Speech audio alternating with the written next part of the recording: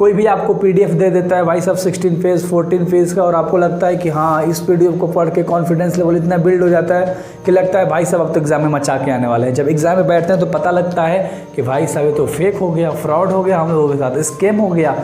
आपका अटेंशन हर कोई ग्रैब करना चाहता है, बट यार अपने अटेंशन को हर किसी को ग्रैब करने मत दो। तो बिलीव मी भाई, इतना बड़ा नंबर तुम स्कोर कर लोगे ना, तुमने एक्सपेक्ट नहीं करा होगा, तब जाके आज उस लायक पहुंचे हैं। और उस लायक पहुंचने के लिए आपको मेहनत करना होगा। हाँ फेयरली निकल गया, नीडेड इट, कोई जरूरी नहीं था।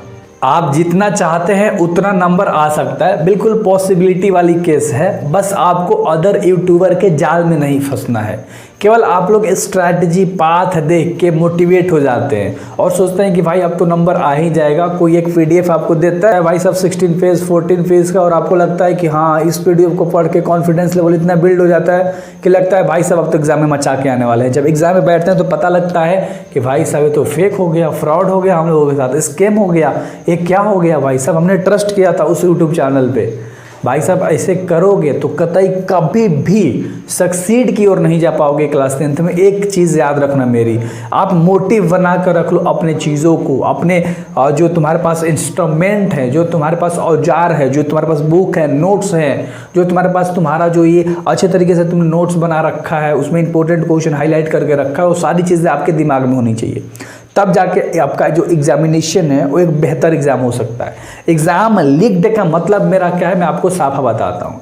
मैं हर किसी को एक्सपोज्ड कर रहा हूँ। कोई आके एक्सपेक्टेड क्वेश्चन तुम्हें देता है, भाई साहब अगर तुम चैप्टर वाइज सारी चीज़ें कर रहे हो तो इनाफ है तुम्हारे लिए। सही बता रहा हूँ। अगर आपने सोचा कि मैं केमिस्ट्री में पूरा एक ही पीडीएफ के अंदर में मेरे को 12 क्वेश्चंस मिल गए हैं एंड देन मैं उस क्वेश्चन को पढ़ के भाई साहब बिल्कुल फोड़ दूंगा, तो ऐसा नहीं होने वाला।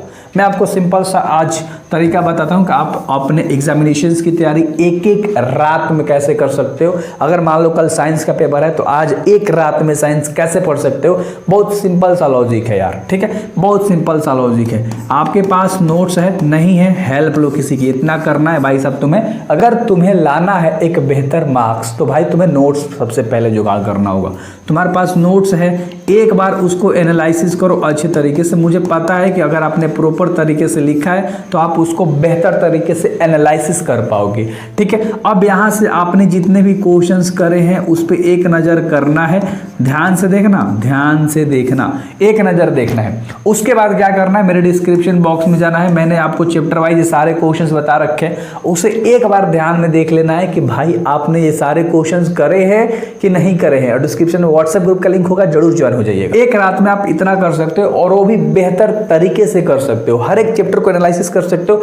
30 to 40 मिनट लगेंगे, यानी अगर आप पूरा पढ़ोगे तो 6 आवर 7 आवर, या आप चाहो भाई साहब आपके ऊपर डिपेंड करता है आपने कितनी तैयारी कर रखी है। मैं यहाँ रियलिटी बता रहा हूँ कि एक्सपेक्टेड क्वेश्चन के चक्कर में बर्बाद हो सकते हो। बहुत सारे लड़के बर्बाद हुए हैं, रियल फैक्ट है। तो ये चीज़ हमेशा अपने दिमाग में रखिएगा कि अगर आपको एक बेहतर नंबर लेकर आना है तो believe in your self, believe in your notes and your attendance study को लेकर कि तुमने कितने दिन पढ़ाई करी है। That's it. हाफ ईयरली बिगड़ रहा है भाई साहब, अगला एग्जाम नहीं बिगड़ना चाहिए। That's it. क्योंकि आज यार नीड है ना इस चीज़ की, तो आज तुम्हें पता लग रहा है कि एग्जामिनेशंस में क्या होगा। That's not approachable, that's is फैक्टेबल चीज़ है ये।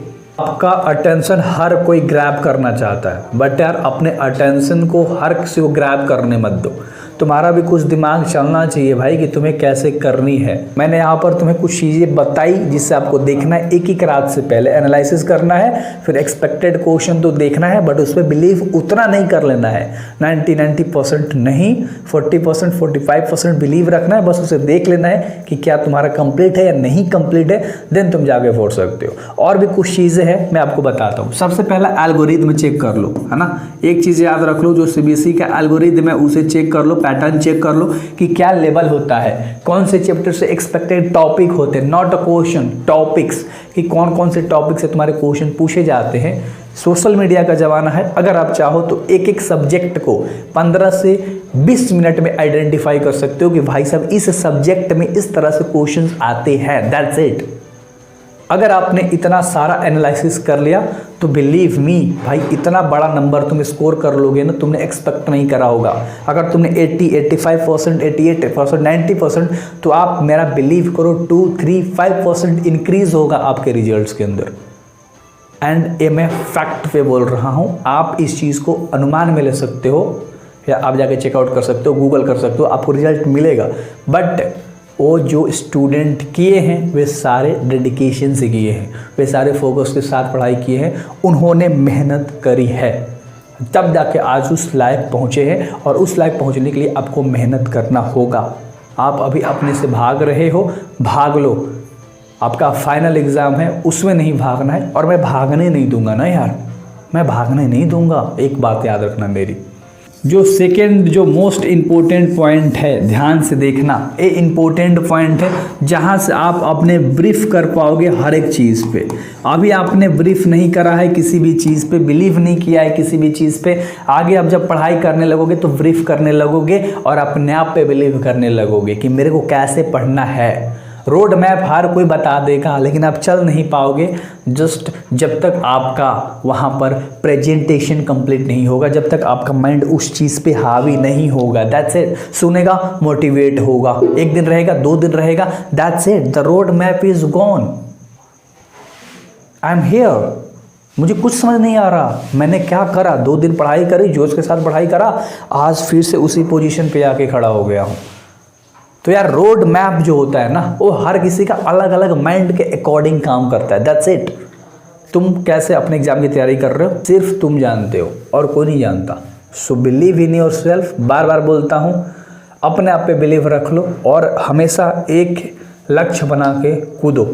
समझो हाँ फेयरली निकल गया, नीडेड इट, कोई ज़रूरी नहीं था, चलो काम ख़त्म हुआ। फाइनल आया, बैकलॉग जितना कंप्लीट करेंगे, फाइनल में कूदेंगे, जंप करेंगे एंड बवाल मचाएंगे इन 5 मंथ में। और 5 मंथ की स्ट्रैटेजी मेरी आने वाली है, वो देख लेना। उस पर पूरा का पूरा रोड मैप के साथ आपके मन में मोटिवेशन की आग लगा दूंगा, जिससे आप पूरे के पूरे 150 डेज इतने रगड़ के पढ़ाई करने वाले हो कि अभी आपने एक्सपेक्ट नहीं करा होगा, कभी भी एक्सपेक्ट नहीं करा होगा। तो उस वीडियो को देखने के लिए सब्सक्राइब कर लो। उम्मीद है तोड़ोगे नहीं।